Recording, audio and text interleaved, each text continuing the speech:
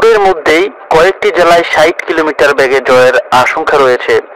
দেশের ৬ জেলার উপর দিয়ে সর্বোচ্চ ৬০ কিলোমিটার বেগে ঝড়সহ বজ্রবৃষ্টি হতে পারে বলে আশঙ্কা করেছে আবহাওয়া অফিস।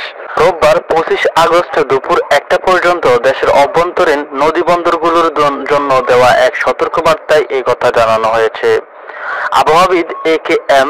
নাজমুল হকের স্বাক্ষর করা বিজ্ঞপ্তিতে বলা হয়, খুলনা, বরিশাল, পটুয়াখালী, নোয়াখালী, কুমিল্লা এবং চট্টগ্রাম, সিলেট জেলার উপর দিয়ে দক্ষিণ অথবা দক্ষিণ-পূর্ব দিক থেকে ঘন্টায় ৪৫ থেকে ৬০ কিলোমিটার বেগে অস্থায়ীভাবে দমকা অথবা ঝোড়ো হাওয়া বয়ে যেতে পারে। সেই সঙ্গে বৃষ্টি অথবা বজ্রবৃষ্টি হতে পারে। তাই এসব এলাকার নদীবন্দরগুলোকে ১ নম্বর সতর্ক সংকেত দেখাতে বলা হয়েছে।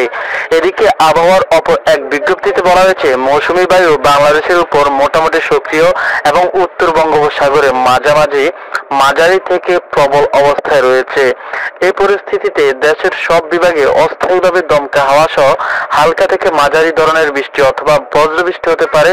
সেই সঙ্গে দেশের কোথাও কোথাও মাঝারি ধরনের ভারী বর্ষণ হতে পারে। ঝড় বৃষ্টির এই প্রবণতা কয়েকদিন অব্যাহত থাকতে পারে বলে জানিয়েছেন আবহাওয়া অফিস।